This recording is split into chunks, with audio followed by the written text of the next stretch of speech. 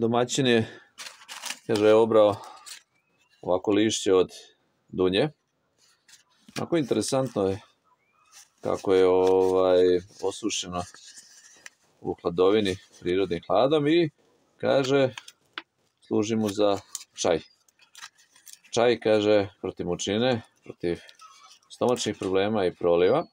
Kako se koristi? Uzme se ovaj jedan list i u šolju za čaj od, ajde kažemo, 200 ml. Ovaj jedan list se onako skrši, on se stavi u male deliće, a zatim se vrelom vodom takav sadržaj, odnosno tog semlevenog lista prelije, poklopi malim tanjirićem, odnosno poklopčićem i tako ostavi jedno pola sata i na kraju čaj se popije. I tako jedno, kaže, 2 puta dnevno, ujutru i naveče, nekoliko dana, i to pomaže kod mučnine, kod proliva i stomačnih problema. Interesantno i nadam se da će biti jedan lep savjet i za ostale.